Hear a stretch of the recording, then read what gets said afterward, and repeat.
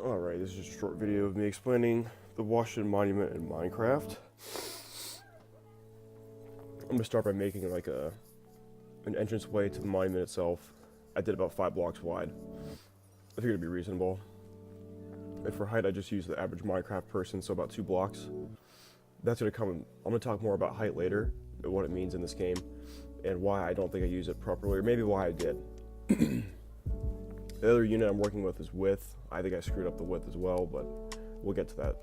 So here I am kind of just making it based on the size that I think that it is. I haven't been to the monument recently, and that definitely contributed to the scale that I used. I think if I had been there, then it would have been different. But you know, it is what it is. So here I'm putting some windows in. We're gonna make the floor also marble or diorite or whatever material I used, just so it's, you know, there's some continuity. Looks pretty good. I'm trying to find a material to make the top, so I picked obsidian, typical Minecraft material. I thought it looked really cool. And so here you can see this is the beginning of the whole project. Now I'm going to build the rest of it. This is the width I went with. It's pretty long. I think it was like a 17 total for that side, 17 blocks wide, counting the part that is the entrance. And I went like probably about 17 blocks back just to keep the size the same. So it's going to be a square. You'll see it in a second. But it's really big, and this is where I think I made the mistake. I think I made it too wide and too long.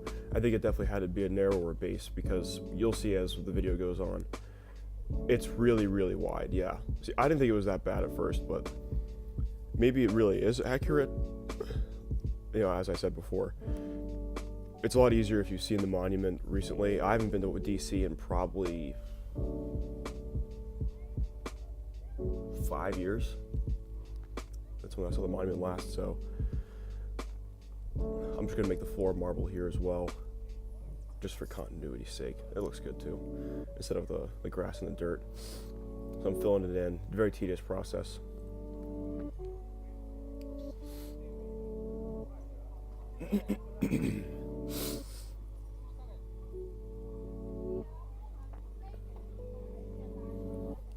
And it's becoming nighttime, as it always does in Minecraft. Minecraft's an interesting game, actually. I should talk about that a little bit. I'll talk about that later.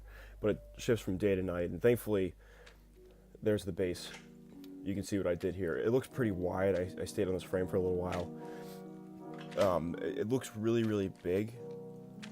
Obelisks aren't really that wide. They're just basically tall. So the Washington Monument itself is 555 feet. I think. I looked it up yesterday.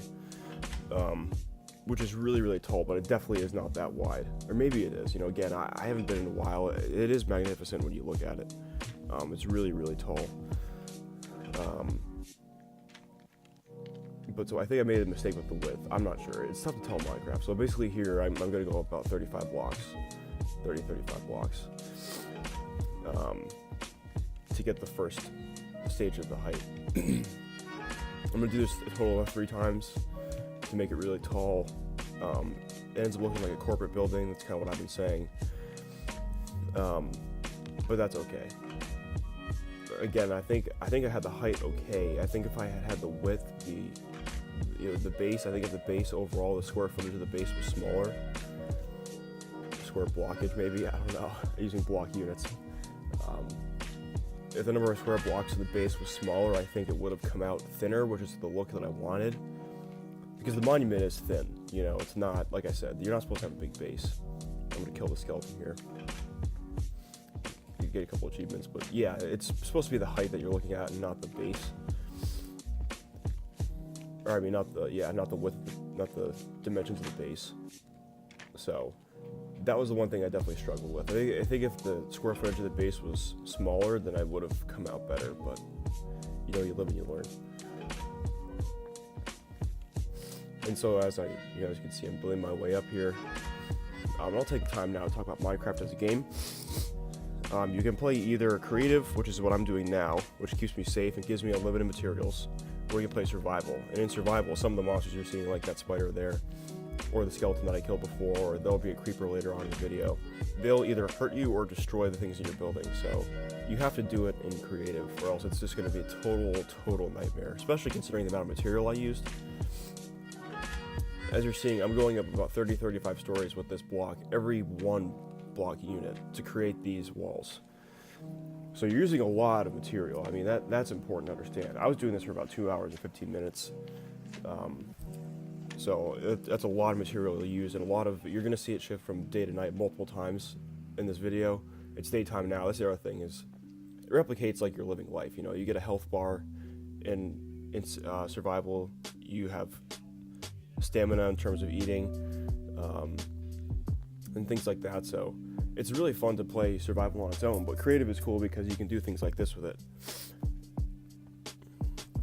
You can pretty much make whatever you want. It's up to the imagination of the player, which is really, really awesome. And so with VR Minecraft, you get a much different perspective than when you're playing the game on a screen. You know, when I played it VR, wherever I looked I had to look at places in order to like mine like things, as in, for example, like a tree. If I wanted to cut a tree down, I had to look at it. Or if I wanted to be doing this building, I'd probably be looking straight down the entire time, which wouldn't be very good for me because I have motion sickness. But for those who don't have it, it's a really cool experience, and it was cool for me too, even though I was feeling a little unwell while playing. But what's good about what I had envisioned was the creation of something like this could be viewed using the VR, and if the proportions were correct, then it would be as if you were viewing the monument itself without actually having to be there.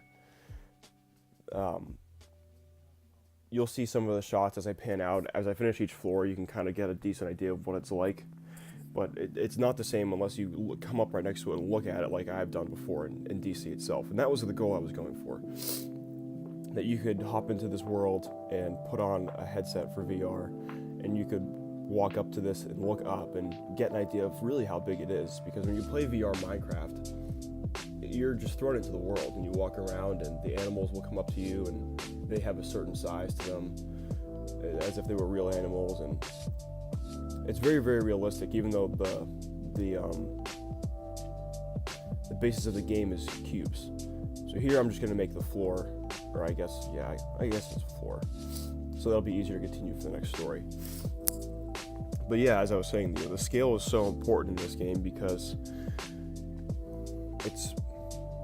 that's why I picked it. That's why it would work for the function I want it to work for. You know, it's not like you're going in and everything just looks like weird, like the cows are too small or the horses are too big or something like that.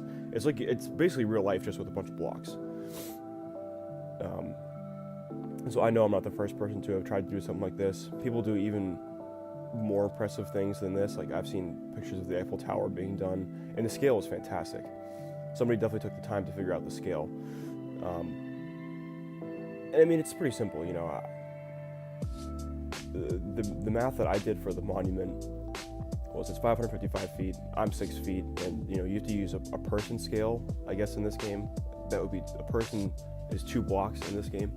Here I'm just doing the second story now, by the way. But a person is 2 blocks in this game, so if you figure the average man, for me at least, is 6 feet, it would take about, and the Washington Monument is 555 feet, it would be about 92 or 93, I think, I did the math, of me stacked on top of each other to reach the height of that building. And so I probably went 105 or more blocks up. That's 1 block I'm referring to. So divide that by 2, and it's probably only 50 Minecraft people, which that doesn't sound right to me, but maybe that is the case. So I don't know if I got the scale right 100%. I think if I had done 92 2-block sections all the way up, it would have been way too tall. But then again, if I had done it like that and made the base a lot thinner, it would have been easier to get kind of the gradual, very, very gradual slope that you have when you have something like an obelisk. Because the thing about an obelisk is it isn't just like a straight tower, you know what I mean? It slopes as you go up, and then it'll form a little pyramid at the top. And that's what I was trying to go for, but I think I made the initial base way too wide and long. Its dimensions it's just too big. And as I pan out, you'll see what I mean. Again, in Minecraft, since you are only working with blocks, it's a little bit tough to get the kind of proper scale. But I think if I had just made the base a little bit smaller, like take a corner of the square and pinch it in, kind of like if you're pinching a window using a computer, like a browser window. If I had taken it and just pinched it in a little bit and just reduced the size of that square that you're looking at right now, I think it would have come out a little bit better and wouldn't have looked so clunky. But again, you live and you learn. And that's the other thing, it's a twofold learning system. Because you can either go into a world and look at something like this yourself, or you can try to build it for yourself, and you'll learn a lot more about these monuments as a result. Like, I've learned a lot more about the Huashan Monument and what it takes to construct something like that after A, learning about the height of the monument and the height of me in relation to it, and then B, by trying to do it on my own. There's the creeper, he had to go. He explodes. And you don't need that when you're trying to build a monument. But yes, as I was saying, that's why Minecraft is a really good method of teaching for things like architecture or learning about different kinds of monuments, especially if the artist who works in Minecraft is very, very good. And I will use the word artist because it is an art. The game is fun if you play survival, and people do that. There's YouTube and Twitch streamers and stuff like that who will play this game for that purpose, but there are people who definitely will do something like this at an even grander scale, as I mentioned before. So just quickly, my motivation was the Museum 4.0. We read an article about it in class. I thought it was really cool learning about the different ways that museums are working to involve their visitors before, during, and after the exhibit. And so this wouldn't really be a before, during, or after. I mean, it could be a during, but my whole thing was it's something you can do when you're outside of the museum. Hop into a server and view these kinds of things. Those are clouds, by the way. So this is what it looks like. Just definitely too wide, I think. I'm going to start the third floor now. But yeah, not everyone has accessibility to these kinds of museums and stuff. Like, I think I was very lucky to have gone to Washington twice to see this monument and the other museums and things that are there. And so it's just a way for people to see these things without having to travel hundreds or maybe even thousands of miles in some cases. And so I think if I had a better idea of scale in this game and scale in real life, I'm a history major, I'm doing my best. But with a better idea of those kinds of things, I think this would have been much, much easier to do than if I had just gone in cold.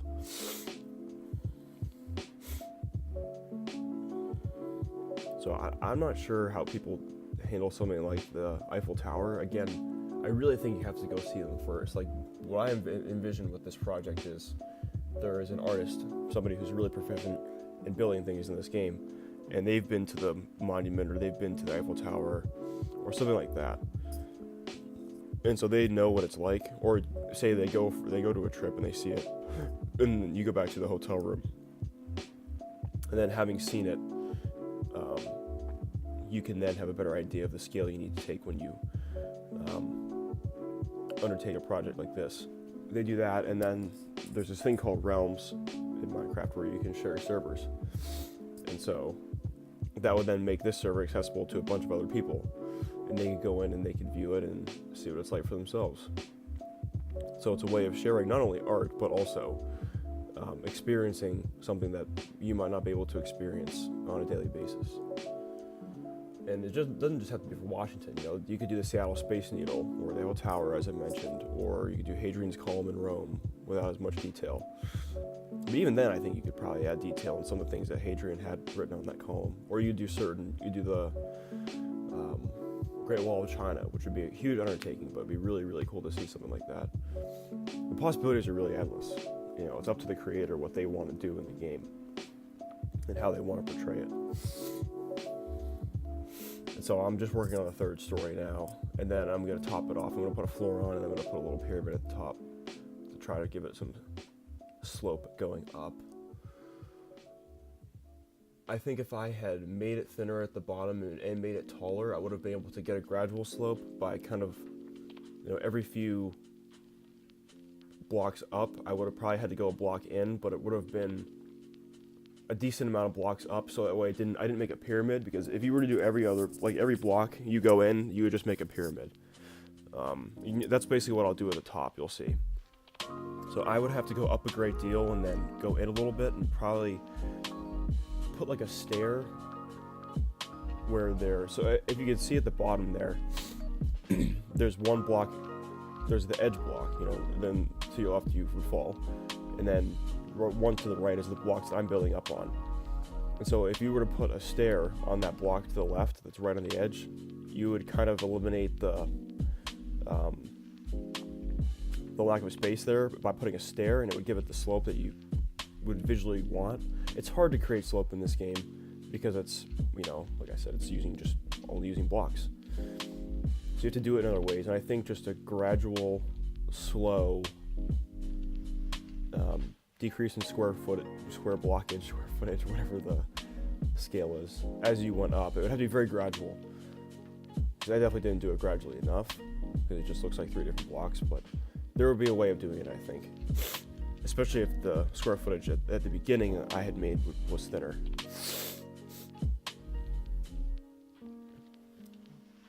So now I'm just trying to figure out how I want to do the pyramid at the top. I'm just going to build another level up, and then I'm just going to kind of just keep doing it again and again. So as you can see here, I'm doing every block up, I go in one.